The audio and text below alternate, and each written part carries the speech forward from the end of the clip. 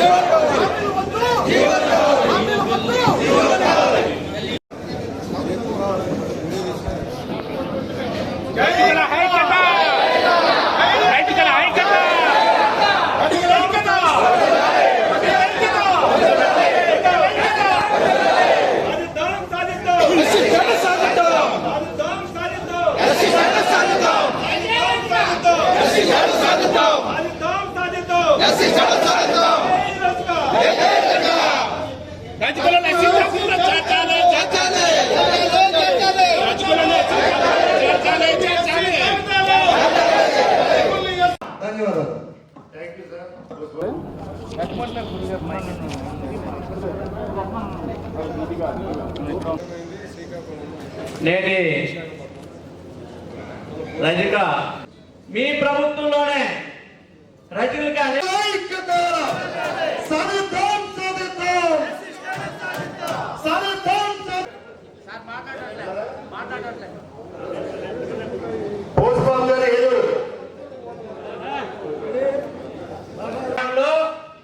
ఇంకా 3 సంవత్సరాలు మాత్రమే ఉన్నది.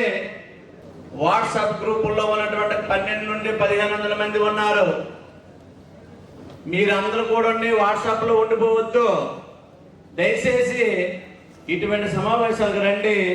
ఇక్కడ జరుగుతున్నటువంటి సారాంశాలు తెలుసుకోవాల్సిందిగా కోరుతూ, మరియు రాష్ట్రంలో ఉన్నటువంటి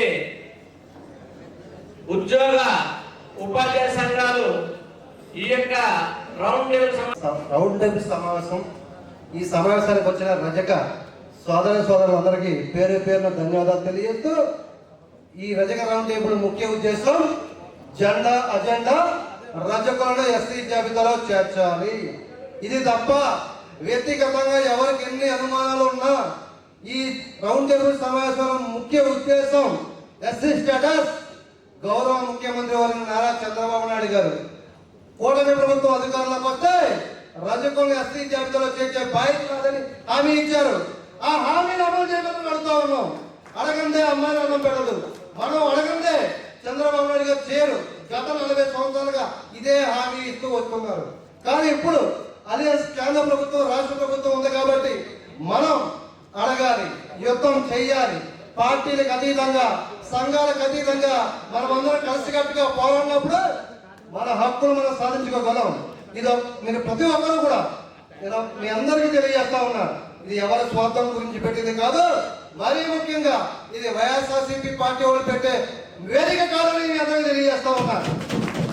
23 జిల్లాల నుంచి సొంత డబ్బులతో ప్రతి సమావేశానికి వస్తున్నారు, మహిళలతో సైతం. అంతే తప్ప ఎవరో ఎమ్మెల్యేలు నడిపిస్తున్నారు. ఈ రోజున రాజమహేంద్రవరంలో ఇంతటి సభ నిర్వహించిన రాజమహేంద్రవరం సంఘ సభ్యులందరికీ పేరు పేరున ధన్యవాదాలు తెలియజేస్తూ జై రజక, జై రజక. మాస్టర్ సభకు నమస్కారం. జై రజక. నా కుటుంబ సభ్యులకి, రజక జాతి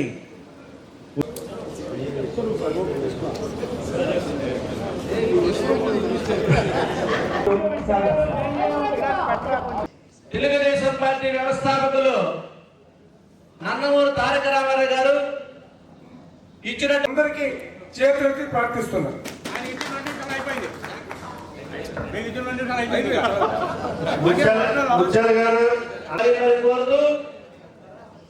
అలాగే రాష్ట్ర ఓటేస్తాం అని చెప్పి చంద్రబాబు నాయుడు గారికి వ్యతిరేకంగా ఫ్లెక్స్ పట్టుకుని మొత్తం ఈ రాష్ట్రం అంతా తిరుగుతూ మెడలో ఒక్కడే అయినా సరే కూర్చుని దండెత్తి నిరాహార దీక్షలు చేసినటువంటి ఈ పోజిబాబు గారు అన్నమాట. ఈయన మామూలు విస్తృతి వ్యక్తి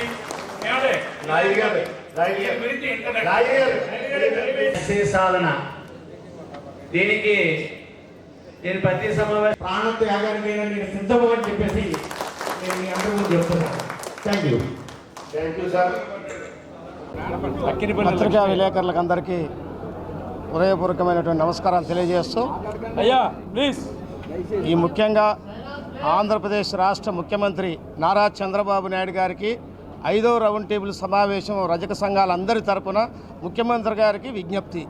ఆంధ్రప్రదేశ్లో తెలుగుదేశం పార్టీ వ్యవస్థాపకులైనటువంటి నందమూరి తారక రామారావు స్థాపించినటువంటి ఈ యొక్క పార్టీలో రామారావు గారు మొట్టమొదటిసారిగా రజకులు ఆర్థికంగా సామాజికంగా అన్ని రంగాల్లో వెనకబడినారని చెప్పని మొట్టమొదటిసారిగా ఈ కేంద్రానికి ఈ రాష్ట్రంలో రజకులు ఎస్సీ జాబితాలో చేర్చవలసిన అవసరం ఉందని చెప్పని గుర్తించినటువంటి నందమూరి తారక రామారావు గారు చేశారు. అదే పాలసీని చంద్రబాబు నాయుడు గారు కూడా ప్రతిపక్షంలో ఉన్నప్పుడు తప్పనిసరిగా తెలుగుదేశం పార్టీ దాన్ని ముందుకు కొనసాగిస్తూ నేను అధికారంలోకి వస్తే ఈ రాష్ట్రంలో రజకుల్ని ఎస్సీ జాబితాలో చేర్చేదానికి అధ్యయన కమిటీ వేసేసి అసెంబ్లీ తీర్మానం చేసి కేంద్రానికి పంపుతా అని చెప్పని స్పెషల్గా ప్రకటించడం జరిగింది. ఆ తర్వాత అధికారంలోకి వచ్చిన తర్వాత అదే మాట నిలబెట్టుకున్నటువంటి ముఖ్యమంత్రి గారు గవర్నర్ ప్రసంగంలో చెప్పారు, మహానాడులో తీర్మానం చేశారు. అదేవిధంగా ఆంధ్ర యూనివర్సిటీ ప్రొఫెసర్స్ని 3 కమిటీని వేసేసి 50 లక్షల రూపాయలు నిధులు మంజూరు చేయడం జరిగింది. మా దురదృష్టం ఏంటంటే ఎన్నికలు వచ్చిన దానివల్ల నోటిఫికేషన్ ఇచ్చిన దానివల్ల 3 జిల్లాలు తిరిగిన తర్వాత ఆ కమిటీ ఆగిపోయింది.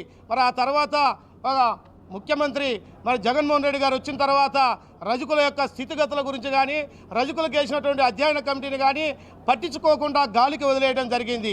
మళ్ళీ చంద్రబాబు నాయుడు గారు వస్తేనే రజకుల తలరాతలు మారుతాయని చెప్పని మళ్ళీ మేమందరం కూడా రజకులందరం కూడా రాష్ట్ర వ్యాప్తంగా పోరాటాలు చేయడం జరిగింది. అందులో భాగంగానే మొన్న 2024లో చంద్రబాబు నాయుడు గారు బీసీ డిక్లరేషన్లో అందరి ముందు స్వచ్ఛందంగా ప్రకటించడం జరిగింది. నేను అధికారంలోకి వస్తే ఇది కొనసాగిస్తా అని చెప్పని బహిరంగంగా ప్రకటించడం జరిగింది.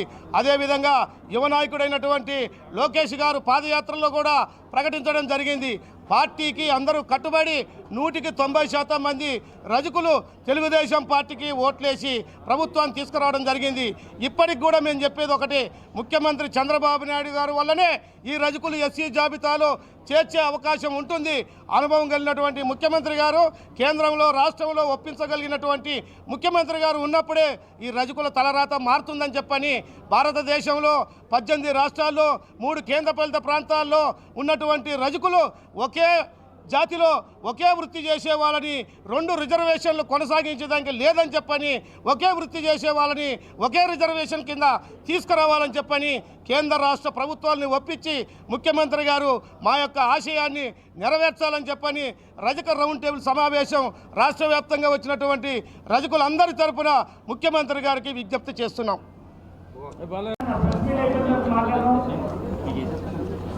చెప్పండి. నా పేరు కాకినాడ రామారావు. నేను రజక చైతన్య సేవా సంస్థ రాష్ట్ర అధ్యక్షుడిగా ఉన్నాను. అయితే ఈరోజు మరి ఈ యొక్క ఎస్సీ స్టేటస్ మీద గత కొన్ని రోజులు బట్టి రాష్ట్ర వ్యాప్తంగా జరుపుతున్నటువంటి రజక ఐక్యత రౌండ్ టేబుల్ సమావేశాలు మరి ఏలూరు, అలాగే మరి పల్నాడు జిల్లా దాచేపల్లి, చిత్తూరులోని, అలాగే అనకాపల్లి, ఇది రాజమండ్రి 5వ సమావేశాన్ని రాజమండ్రిలో ఇంత పెద్ద ఎత్తున మరి ఈ రజక సోదరులు అందరూ కూడా రావడం జరిగింది. ఇది ప్రధానమైనటువంటి కారణం మరి ఏనాటి నుండో రజకుల యొక్క ఆవేదన, ఆకాంక్ష, మరి కోరిక ఏదైతే ఉందో మరి 18 రాష్ట్రాల్లో ఎస్సీల్లో ఉండడం జరిగింది. అలాగే 4 కేంద్రపాలిత రాష్ట్రాల్లో కూడా ఎస్సీల్లో ఉండడం జరిగింది. ఎక్కడా కూడా రజకుడి యొక్క జీవన విధానం అన్ని చోట్ల కూడా దేశవ్యాప్తంగా ఒకే రకంగా ఉంటుంది. దాని గురించి మరి పక్కన ఉన్నటువంటి ఒరిస్సా రాష్ట్రంలో మరి ఎస్సీల్లో ఉన్నారు, ఇక్కడ బీసీల్లో ఉన్నారు. ఇక్కడ అమ్మాయి వెళ్ళి మరి అక్కడ ఒరిస్సా వెళ్ళేసరికి ఎస్సీ అవుతుంది, అక్కడ అమ్మాయి వచ్చి ఇక్కడికి వచ్చేసరికి బీసీగా మిగిలిపోతుంది. ఇది మాకు అనేక రకాలైనటువంటి ఆర్థికంగా, సామాజికంగా అన్ని రకాలుగా కూడా మా యొక్క రజక జాతి నష్టపోతుందని చెప్పేసి ఎస్సీ జాబితాలో కలపమని చెప్పేసి మా యొక్క డిమాండ్. ఈ డిమాండ్ తప్పనిసరిగా కూడా మరి గత పాలకులైనటువంటి మరి ఎవరైతే గత పరిపాలనలో ఉన్నటువంటి వ్యక్తులు ఎవరైతే ఉన్నారో ఇది కంటిన్యూషన్ ఇస్తామని చెప్పేసి ఎస్సీ జాబితాలో చేరుస్తామని చెప్పేసి చెప్పడం జరుగుతుంది. అయితే ఇప్పుడున్నటువంటి ప్రభుత్వం కూడా ఎలక్షన్ ముందు మరి నారా చంద్రబాబు నాయుడు గారు రజకుల్ని ఎస్సీ జాబితాలో కలుపుతానికి నా ప్రయత్నం నేను తప్పనిసరిగా కూడా పూర్తిగా సహాయ సహకారాలు అందిస్తానని చెప్పేసి ఆయన బీసీ బహిరంగ సభలో చెప్పడం జరిగింది. అదే రకంగా బీసీ డిక్లరేషన్లో కూడా పెట్టడం జరిగింది. మరి దానిని మేము పురస్కరించుకుని మా రజకులంతా కూడా మహాప్రభు మీరు తప్పనిసరిగా కూడా రజకుల యొక్క ఆరాధ్య దైవంగా మిగులుతారు, మీరు తప్పనిసరిగా కూడా మా ఏదైతే కోరిక ఉందో దాన్ని తప్పనిసరిగా కూడా ఎస్సీ జాబితాలో కలపండి అని చెప్పేసి మేము అందరూ కూడా మరి ముఖ్యమంత్రి వర్యులు నారా చంద్రబాబు నాయుడు గారిని మేము విన్నవించుకుంటున్నాం. ఎందుకంటే ఆయన చెప్పారు కాబట్టి మరి ఇస్తానన్న వ్యక్తినే మనం అడగాలి కాబట్టి ఆయన్నే మేము అడగడానికి మేము ఇదంతా కూడా రౌండ్ టేబుల్ సమావేశం ఏర్పాటు చేసుకుని మేమంతా సామరస్యపూర్వకంగా ఏ పార్టీకి వ్యతిరేకం కాదు. చాలామంది కొంతమంది తెలుగుదేశం పార్టీకి వ్యతిరేకంగా ఈ యొక్క మీటింగ్ అవుతుందని చెప్తున్నారు. అది చాలా పొరపాటు. ఇక్కడ ఉన్నటువంటి వ్యక్తులందరూ కూడా మరి తెలుగుదేశం పార్టీలో కోస్తే రక్తం కూడా పసుపులో ప్రవహించేటటువంటి వ్యక్తులు ఈ యొక్క డయాల్స్ మీద ఉన్నారు. మరి ఇది తప్పనిసరిగా కూడా మరి ఆ మాట్లాడే వ్యక్తులు చాలా పొరపాటుగా మాట్లాడుతున్నారని చెప్పి తెలియజేస్తూ మరి ఏదైతే మా కోరిక ఏదైతే ఉందో ఎస్సీ జాబితాలో కలపమని చెప్పేసి మేము ప్రధానమైనటువంటి డిమాండ్ కాబట్టి ఇది ప్రభుత్వం దీన్ని తూచా తప్పకుండా మరి త్వరలోనే మాకు ఎస్సీ జాబితా మీద ఒక కమిషన్ వేసి అది కూడా టైం బాండ్ పెట్టి దగ్గరలోనే మాకు అది కూడా పూర్తి చేసి అసెంబ్లీ సాక్షిగా మాకు తీర్మానం చేసి మరి కేంద్ర ప్రభుత్వానికి పంపించాలని చెప్పేసి మేము ఈ యొక్క మీడియా ద్వారా నేను తెలియజేయడం జరుగుతుంది.